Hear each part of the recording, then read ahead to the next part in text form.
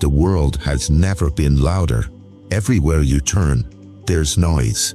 Notifications, headlines, opinions, people rushing, talking, competing, and in the middle of all that, you start to lose something. Your clarity, your peace, your sense of what really matters. You wake up overwhelmed. You scroll to escape. You chase things you don't even believe in. But what if you could pause?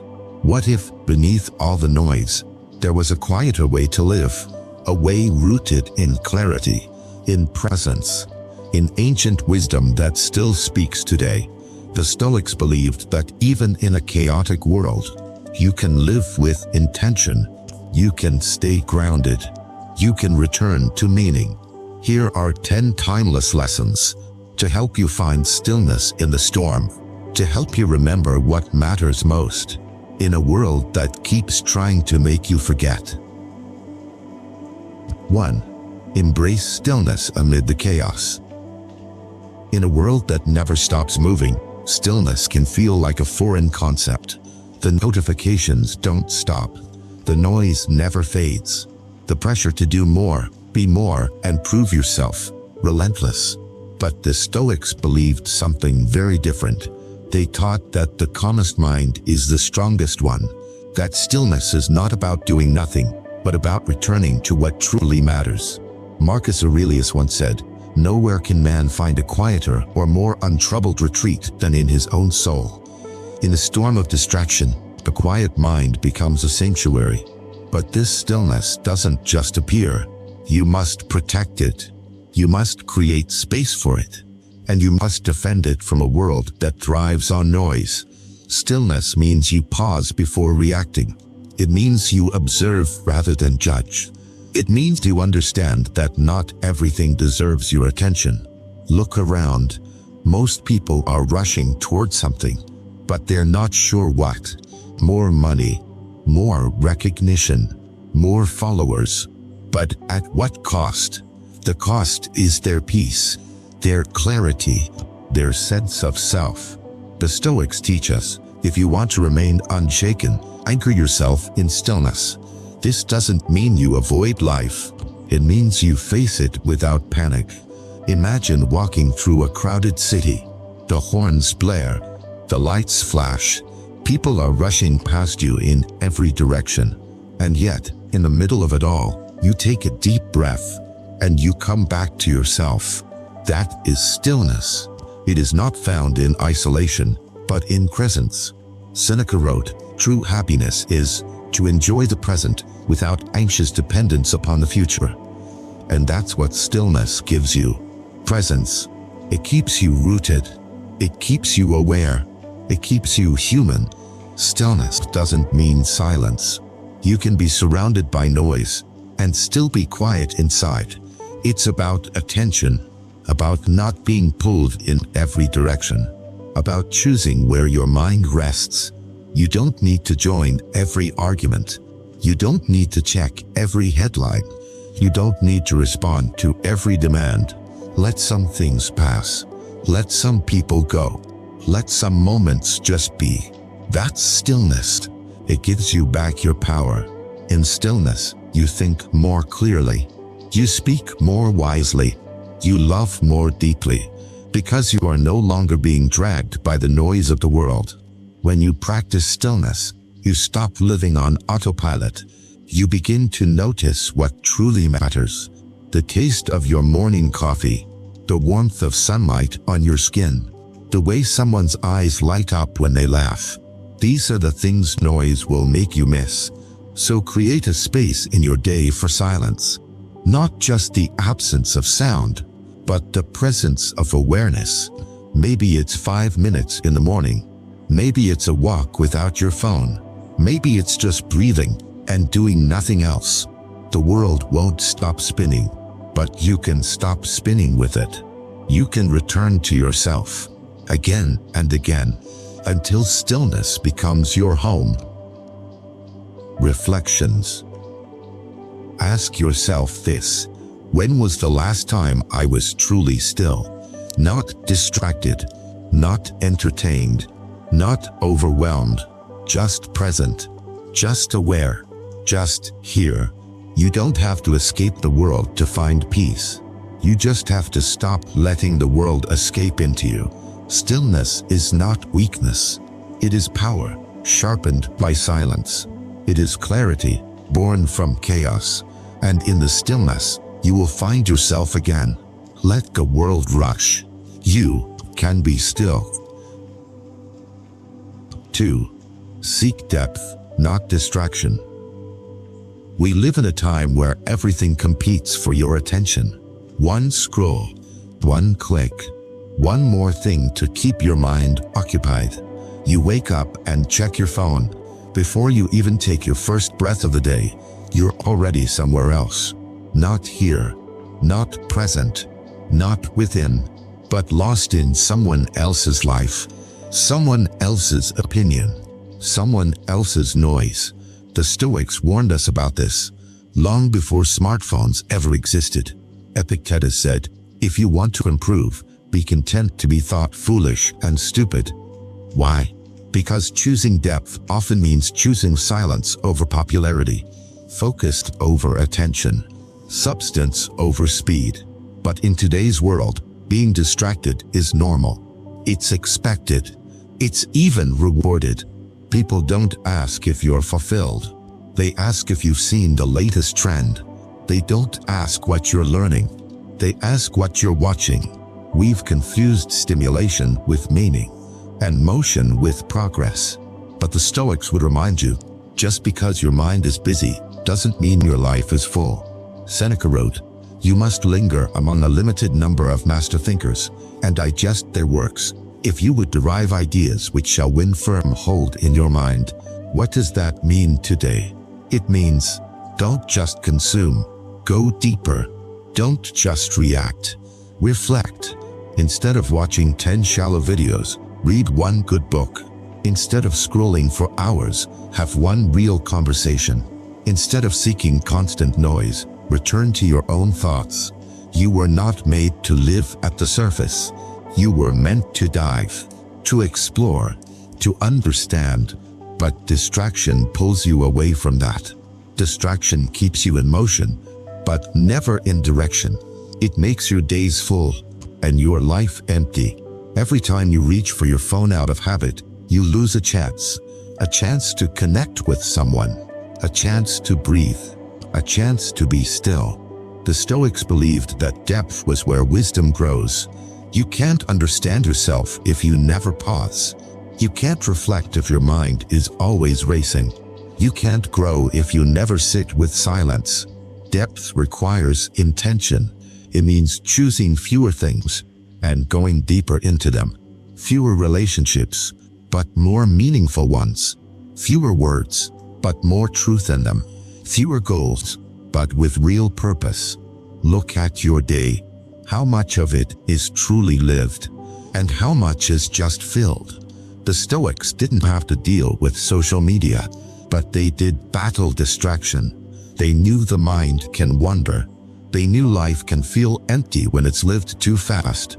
So they chose depth. They journaled. They questioned themselves. They trained their thoughts. You can do the same. You can build a life that is quiet on the outside, but rich on the inside. Not many people will encourage you to do that, because it's not flashy, it's not loud, it doesn't get you applause, but it gives you peace. When you seek depth, you stop chasing approval. You stop needing validation. You stop fearing silence. You begin to enjoy your own company. You start to notice the beauty in simple things.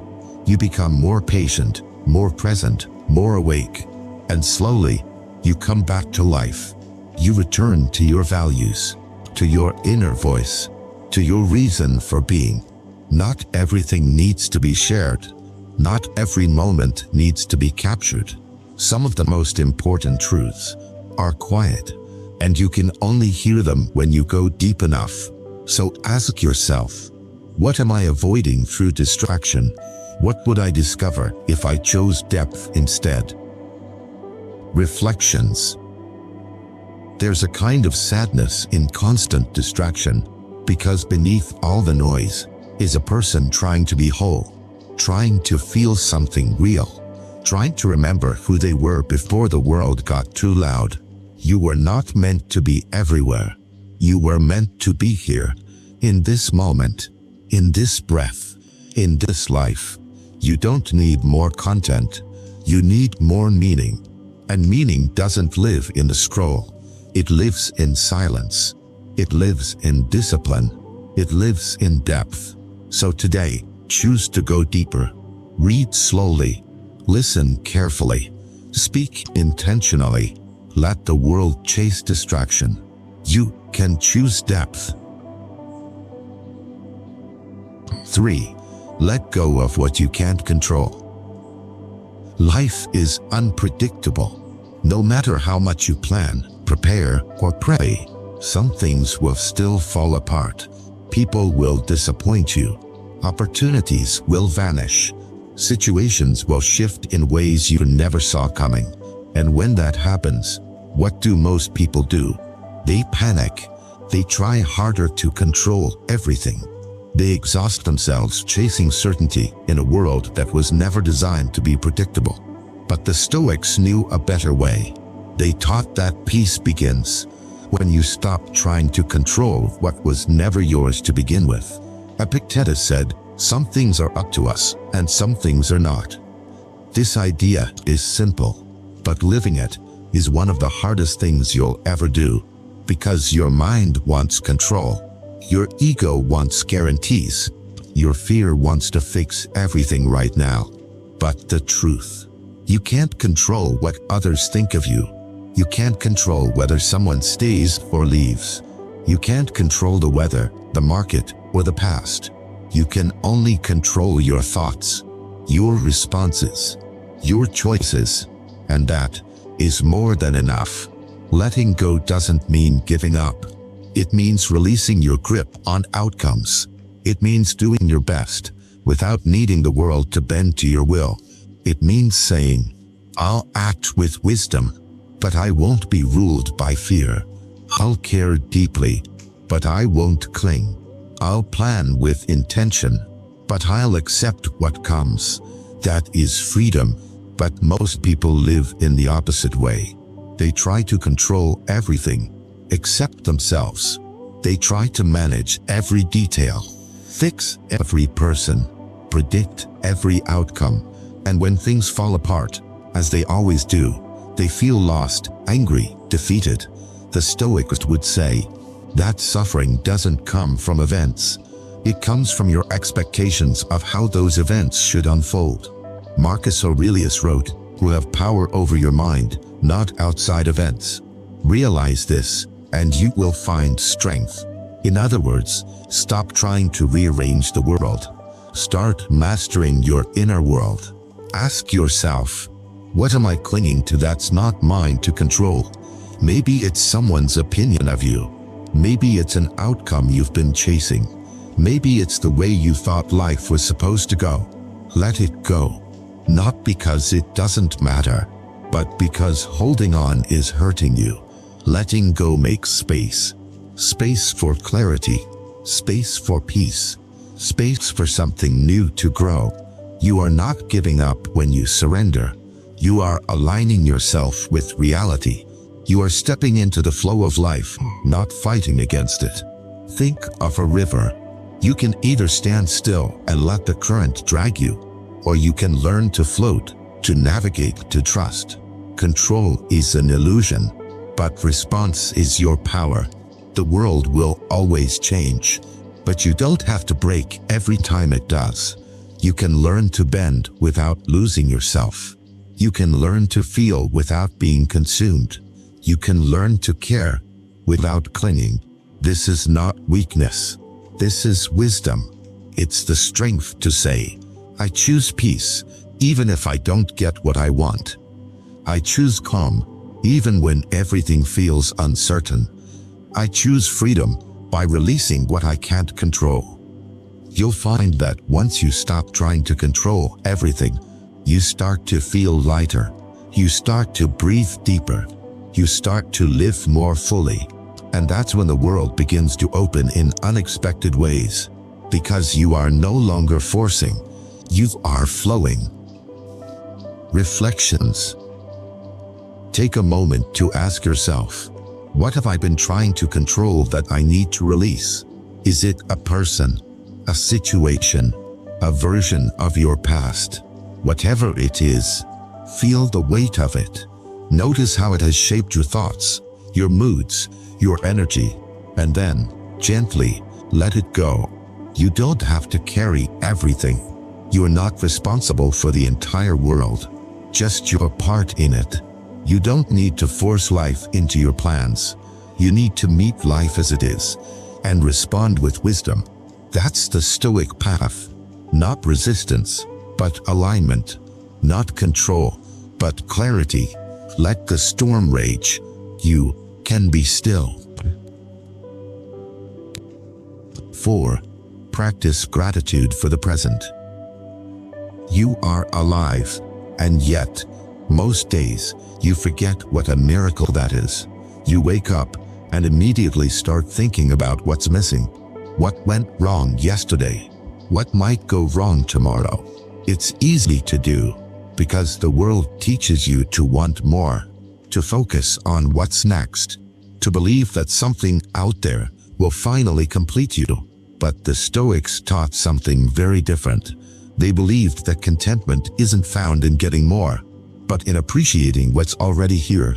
Seneca wrote, "True happiness is to enjoy the present without anxious dependence upon the future." That's it. To enjoy the present. To see what you already have. To realize how rich you are in this exact moment. You're breathing. You're thinking. You're capable of change. You're able to love, to learn, to begin again. How often do you stop and see that? Gratitude is not about pretending everything is perfect. It's about noticing what's good, even when things are not. It's about choosing to focus on what remains, rather than what's missing. Look around you. That quiet cup of coffee in the morning. The sound of rain on the window. The smile from someone who truly knows you. These are the things people rush past, while chasing something they don't even understand. Gratitude slows you down. It brings you back. It reminds you that this moment is enough. Marcus Aurelius once said, "Do not indulge in dreams of having what you have not, but reckon up the chief of the blessings you do possess." So ask yourself, what do I already have that I once prayed for? Maybe it's your health. Maybe it's peace of mind. Maybe it's the chance to start again. The Stoics were not naive. They knew life could be brutal. They lived through exile, war, betrayal, and loss.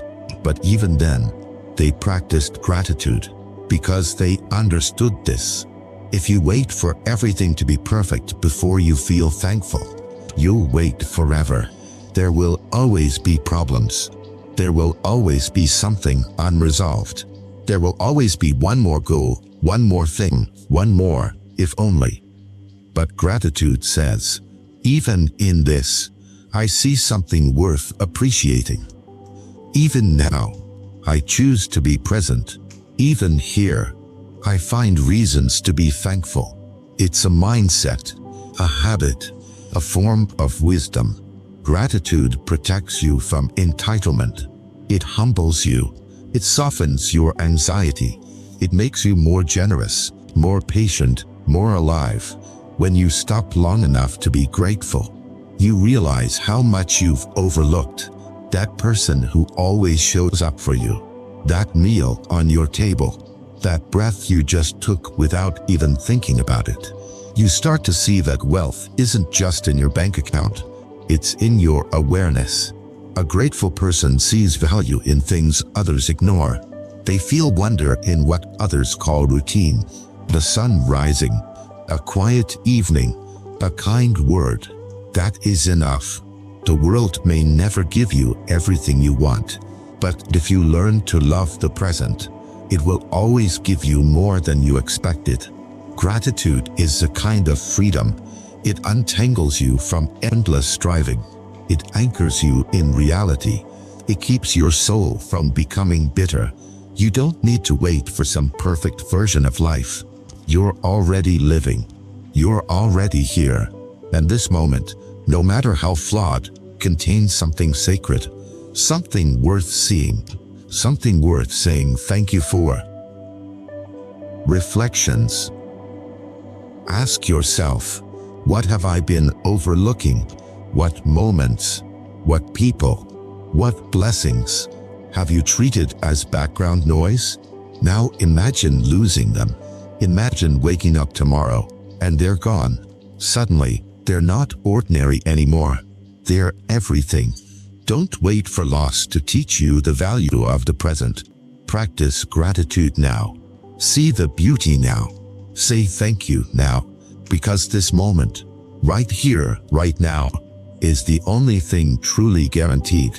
The future is uncertain. The past is unchangeable. But this moment is yours. Let others chase what's next. You can choose to be thankful for what already is. 5. Choose solitude over noise. We live in a loud world. A world filled with voices, notifications, opinions, and endless distractions. Everywhere you turn, something is demanding your attention. Your phone buzzes. A new headline appears. Someone has something to say. And so, your mind gets pulled in every direction, except inward. The Stoics understood this danger.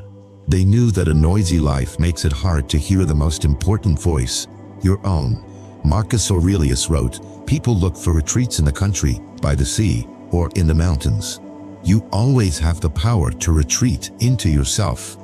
That's solitude, not loneliness, not isolation, but a conscious return to your inner world, a place of clarity, a place of stillness, a place where you remember who you are.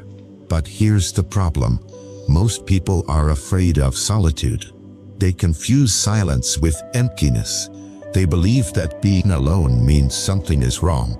So they drown every quiet moment with noise, music in the background, TV playing while they scroll, always something, anything, to avoid being alone with their own thoughts. But here's the truth. If you never sit with yourself, you'll never know yourself. You'll live a life of reaction. You'll chase every trend. You'll become whoever the world wants you to be, instead of becoming who you were meant to be. The Stoics chose solitude, not because they hated the world, but because they wanted to engage with it wisely. They stepped away so they could return stronger. Solitude helps you process your emotions. It gives you space to reflect. It gives your mind time to breathe. In silence, the mind settles. In silence, the truth rises. Think about it. When was the last time you sat in silence, without checking your phone, without reaching for something to fill the space? It feels uncomfortable at first, awkward, even boring.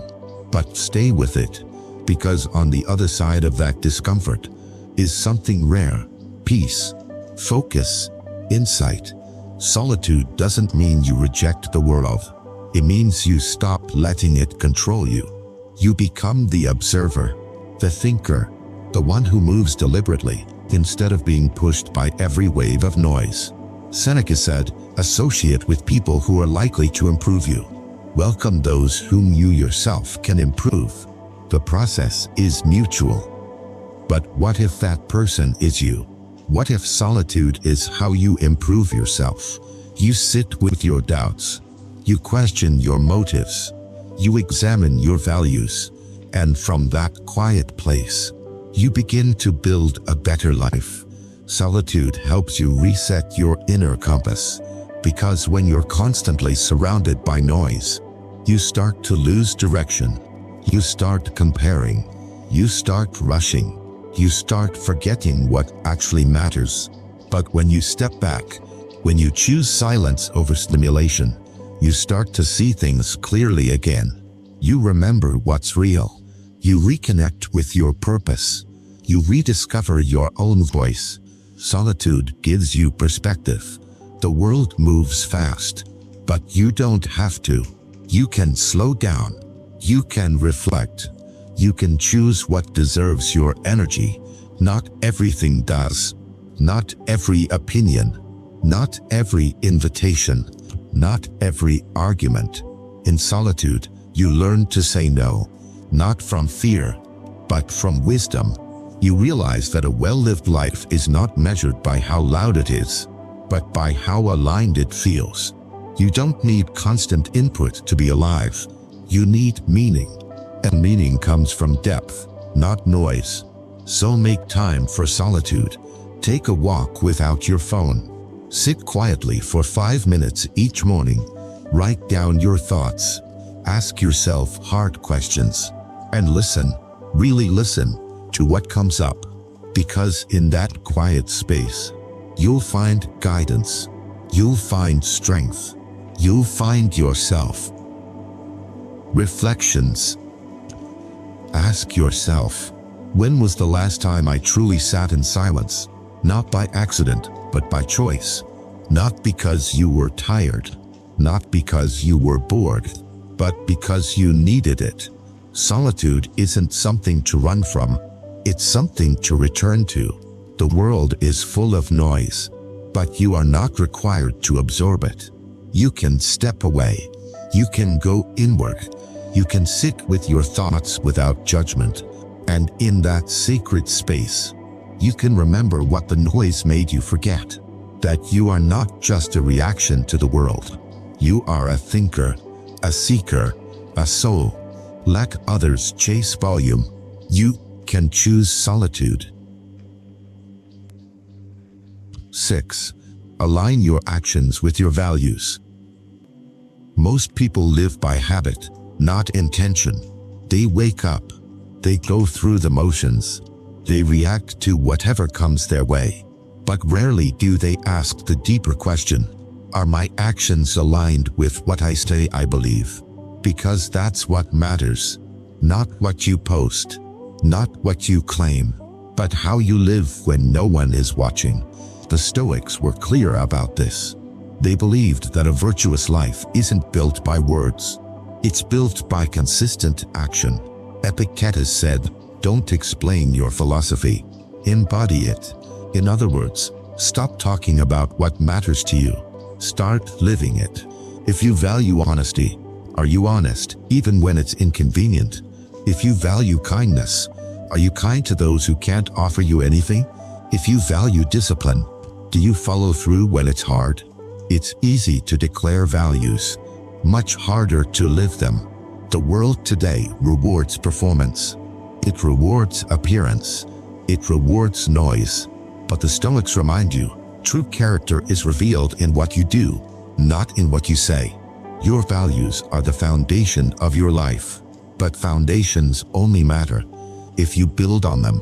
Otherwise, they're just words. If you say you want peace, but fill your days with conflict and distraction, you're lying to yourself. If you say you want growth, but avoid discomfort and truth, you're stuck in a loop. The Stoics believed that inner harmony comes from one thing: integrity. When what you believe, what you say, and what you do are all in alignment. No conflict, no confusion, just clarity. That kind of clarity doesn't arrive by accident. It takes effort. It takes honesty. It takes reflection. Ask yourself, what do I stand for? What principles do I want to live by? And do my actions reflect those principles? If they don't, you will feel it. You'll feel the tension, the guilt, the internal noise that says, this isn't right. That discomfort isn't weakness. It's your conscience trying to get your attention. Listen to it. The Stoics believed in constant self-examination. They journaled daily. They asked hard questions. They looked inward before they pointed outward. Marcus Aurelius wrote, waste no more time arguing what a good man should be. Be one.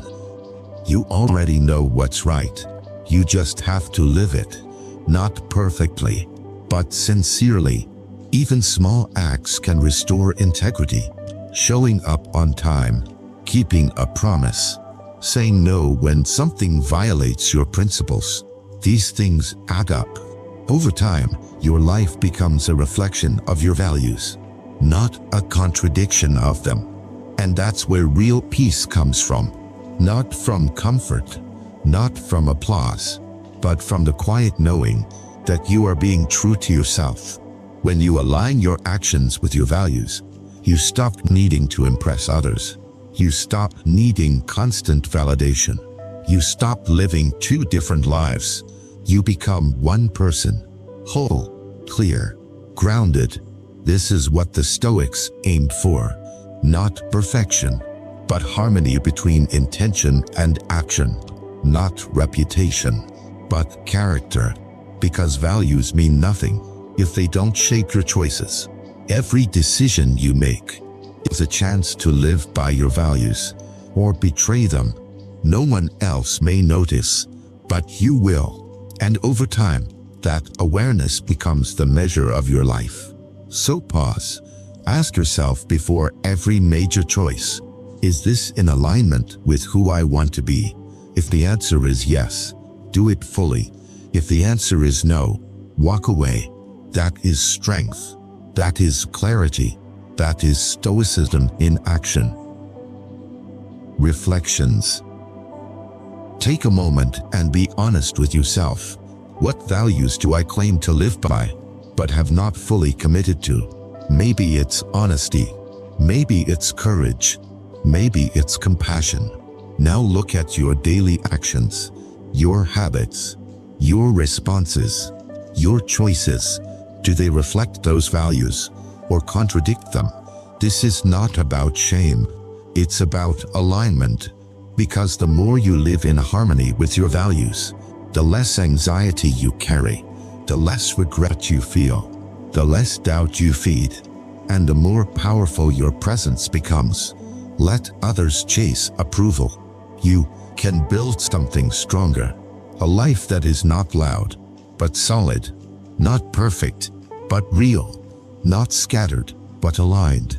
Let your life speak for your values, and let each action be a quiet vote for the person you truly want to be.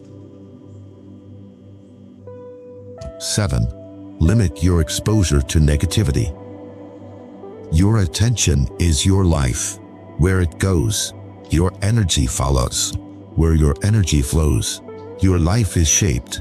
So ask yourself, how much of my daily attention is given to negativity? Not just bad news, but criticism, drama, cynicism, the quiet, constant stream of complaints that fills your feed, your environment, even your inner thoughts. The Stoics warned us of this. They knew that your mind becomes what it consumes, just like your body becomes what you eat.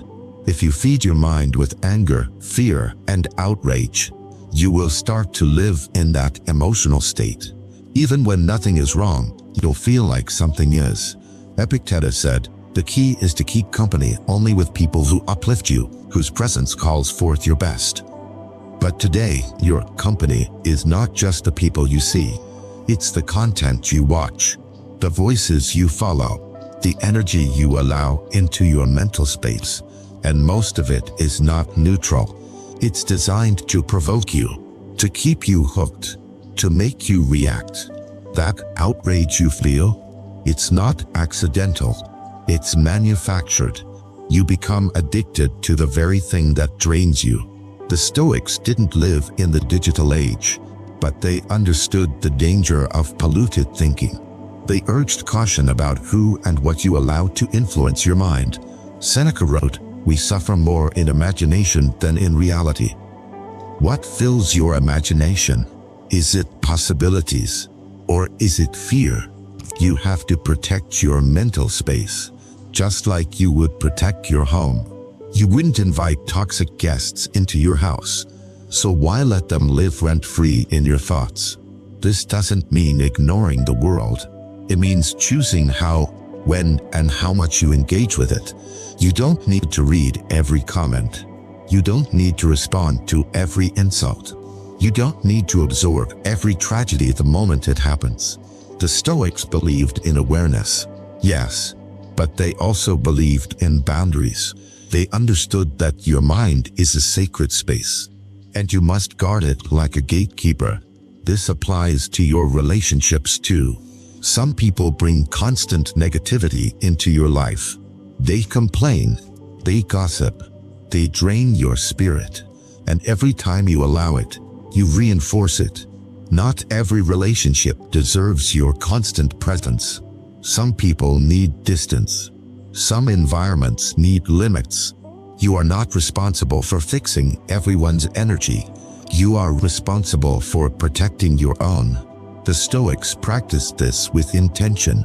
They kept their circles small, their routines simple, their minds focused, because they knew a calm mind is not just a gift. It's a discipline. It takes work to stay clear in a noisy world. It takes courage to walk away from conversations that pull you downward. It takes wisdom to say, "This is not worth my peace." But the result? You become lighter, more focused, more present. You reclaim the energy that negativity used to steal. And with that energy, you can create, you can grow, you can live, not in reaction to the world, but in alignment with your values. So filter your inputs, curate your digital space, choose your company with care, not from judgment, but from self-respect, because you become what you absorb, and you deserve better than constant chaos.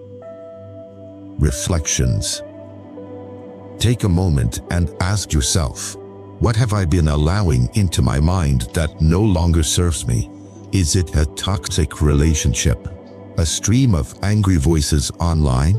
The constant comparison that steals your peace? Whatever it is, let it go. Not because you're weak, but because you're finally choosing strength. The strength to be selective. The strength to protect your attention. The strength to walk away. The world will always have noise, always have negativity, always have something else to make you worry. But you are not required to absorb it all. You can choose your inputs. You can limit the noise. You can preserve your peace. That's what the Stoics did. And that's what you can do too. Let the world scream. You can stay calm. 8.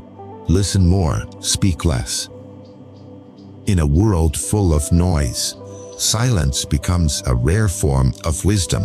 Everyone wants to speak, to be heard, to be seen, but few are willing to truly listen. We interrupt before others finish. We wait for our turn to reply, not to understand, but to respond. The Stoics believed in the power of listening. They knew that words carry weight, and when used carelessly, they can do more harm than good. Epictetus said, "We have 2 ears and 1 mouth, so that we can listen twice as much as we speak." Simple, but powerful, because behind most misunderstandings is a failure to listen. Behind many regrets are words spoken in haste, and behind much wisdom is the habit of listening deeply. Speaking is easy, but listening takes discipline. It requires humility. It requires presence. It requires the willingness to pause your own thoughts long enough to hear someone else's. When you listen, you learn. When you listen, you grow. When you listen, you open the door to understanding. But when you speak too much, you close that door. You fill the space with your own assumptions. You leave no room for new insight. The Stoics practiced restraint. They didn't speak just to be heard. They spoke when it served a purpose. And often, they chose silence instead, because silence protects peace. And silence allows space for truth to emerge. We live in an age of commentary. Everyone has an opinion. Everyone feels the urge to weigh in. But ask yourself, does everything I think need to be said? Most of the time, the answer is no. You don't need to correct every mistake. You don't need to prove every point. You don't need to win every argument. Sometimes the strongest thing you can do is say nothing at all. Let others talk. Let the noise rise. You can remain still. This stillness isn't weakness. It's clarity. It's confidence. It's the recognition that your energy is better spent listening than reacting. And this doesn't only apply to others. It also applies to yourself. When was the last time you listened to your own thoughts, your deeper needs, the quiet voice beneath all the mental noise? Most people drown that voice with constant talking, constant doing, constant distraction. But the Stoics knew that self-knowledge begins with listening. They journaled not just to speak, but to hear themselves think, to reflect, to understand what was really going on beneath the surface. Seneca wrote, "A wise man is content with his own approval." And part of that wisdom is knowing when to speak and when to stay silent. Words have power, but so does restraint. Not everything needs a response. Not every moment requires your opinion. Choose your words the way a sculptor chooses stone. Carefully, deliberately, with intention. The more you listen, the more you see, the more you understand, the more you realize how much you still have to learn. And from that place, your words, when they do come, carry more weight, more meaning, more presence. You don't need to say much to say something powerful. Sometimes, one clear sentence can speak louder than 1,000 careless ones. So slow down, breathe, observe. Let the silence teach you something. Let others reveal who they are. Let your mind become still enough to hear the truth beneath the surface. Reflections. Ask yourself, when was the last time I truly listened without planning my response? Not just with your ears, but with your full attention, your heart, your presence. Listening is a skill, a discipline, a form of respect.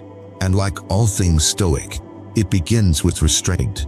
So the next time you're tempted to interrupt, pause. The next time you're about to speak out of habit, wait. The next time you're caught in noise, step back. Let others rush to fill the space. You can choose to observe, to reflect, to understand, to listen. And in that silence, you'll often find what words could never give you: clarity, connection, and peace. 9. Find purpose in service, not status. Many people spend their lives chasing recognition, titles, achievements, followers, applause. They believe success is measured by how high they can climb and how many people notice. But the Stoics saw through this illusion. They understood that status is unstable, that fame is fleeting, that being admired is not the same as being fulfilled. Seneca wrote, "It is not the man who has too little, but the man who craves more, that is poor." You can have everything and still feel empty. You can have power and still be lost. You can be celebrated by the world and still feel unseen by yourself. Because purpose is not found in being praised. Purpose is found in being useful, in serving something greater than yourself, in contributing, not just collecting, in building, not just displaying. The Stoics didn't chase status. They chased virtue. They chased inner excellence. They asked, what is within my control, and how can I use it for good? Marcus Aurelius was an emperor, but he saw power as a responsibility, not a reward. He wrote, "What is your vocation? To be a good person, not to be impressive, not to be envied, but to be good, to live with intention, to make a difference, even in small ways." You don't need a stage to live with purpose. You don't need to be famous to be valuable. You don't need to be known by the world to matter to someone. Purpose can be found in small, quiet acts, listening when no one else does, helping without expecting anything back, doing the right thing, even when no one is watching. That is service. And that is where real meaning begins. Status fades. The world forgets. But your impact remains. The way you show up for others. The way you care. The way you carry your values into the world. Those things last. And they don't require a title. They require heart. They require awareness. They require the willingness to look beyond yourself. When your life is only about you, it becomes small, narrow, ego-driven. But when your life includes service, it expands. You become part of something larger. You feel connected, alive, grounded. You begin to understand that fulfillment doesn't come from being above others, but from standing beside them, from lifting, supporting, guiding, giving. This doesn't mean you have to sacrifice everything. It means you shift your focus from "how can I win?" to "how can I help?"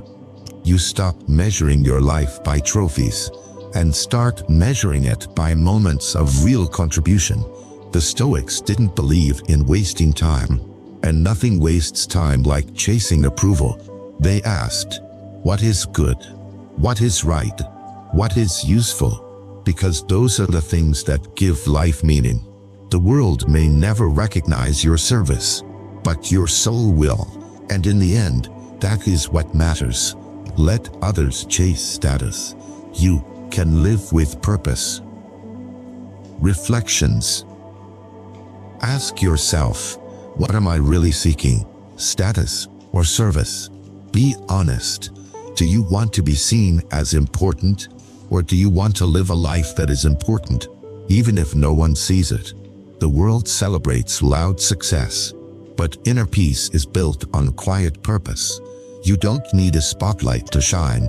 You don't need applause to be valuable. You need clarity. You need conviction. You need the courage to serve without needing recognition. So today, ask, where can I be useful? Who can I help? How can I bring more meaning into the lives around me? Not for credit, not for reward, but because that's who you choose to be. Because in the end, the most powerful life is not the one people admire. It's the one that quietly uplifts others without needing to be seen. 10. Return to what truly matters. Life moves fast, too fast. You wake up, check your phone, rush through the day, respond to messages, chase deadlines, and by the time you pause, the day is gone. Then weeks pass, then months, then years, and one day you look back and ask yourself, was I really living, or was I just busy? The Stoics warned us about this kind of life, a life filled with noise, but no meaning, a life full of motion, but no direction. Seneca wrote, "It is not that we have a short time to live, but that we waste a lot of it." You were not born to be scattered. You were not made to spend your days chasing things that don't matter. You were born to live with clarity, with presence, with purpose. But clarity doesn't come from doing more. It comes from coming back to what truly matters. What matters is not how many things you do, but how deeply you live. Not how many people follow you, but how you treat the ones already close to you. Not how much you accumulate, but what you build with what you already have. The Stoics believed in returning to the essentials, to nature, to virtue, to reason. They asked, what is truly needed for a good life? And the answer was simple: wisdom, courage, justice, self-control. Not luxury, not recognition, not power. But today, it's easy to forget. You get pulled in so many directions. Everyone wants your time, your attention, your energy, and little by little, the important things get pushed aside. Moments of silence, meaningful conversations, acts of kindness, inner reflection. These things don't scream for your attention. but they are what keep your life grounded. You don't need more. You need to return. Return to your values. Return to your breath. Return to the present moment. Marcus Aurelius, an emperor, could have had anything, but he still wrote reminders to himself to stay humble, to stay focused, to return to what really matters. He wrote, "You could leave life right now. Let that determine what you do, say, and think." That is Stoicism. Not fear of death, but awareness of life. The reminder that your time is limited, so choose carefully how you spend it, and spend it on what matters. The people you love, the work that brings you alive, the values that keep you whole. Return to those things, because they are your anchor. They hold you steady when the world gets loud. They guide you when you feel lost. They remind you who you are. It's easy to be distracted, to fill every hour, to stay busy and call it progress. But what is success if you lose your soul along the way? What is growth if you forget why you started? The Stoics would say, strip life down to what's essential. Let go of the rest. Don't chase more. Return to less. Not as a punishment, but as a path back to meaning, back to peace, back to strength, back to truth. Because in the end, it's not about doing everything. It's about doing the right things, with intention, with heart, with presence. Reflections. Ask yourself, gently and honestly, what have I been chasing that doesn't actually matter? And what have I been neglecting that does? Maybe it's time to close a few tabs, to cancel a few things, to breathe, to look someone in the eyes, to go for a quiet walk, to sit with your thoughts, and return.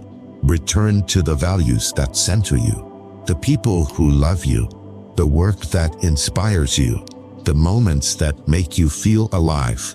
Because what truly matters is often right in front of you. It's just waiting for you to come back. Life won't get quieter on its own. The world will keep spinning. The noise will keep growing. The distractions will never stop asking for your attention. But you can choose differently. You can step back. You can slow down. You can build a life that feels whole. Not because it's perfect, but because it's aligned. The Stoics didn't wait for peace to appear. They created it within, by how they lived, by what they focused on, by what they chose to let go. And you can do the same. Meaning isn't found in the noise. It's found in your response to it, in your presence, your values, your quiet, daily choices. So let this be your reminder. Return to what matters. Let go of what doesn't, and build your life, not louder, but deeper.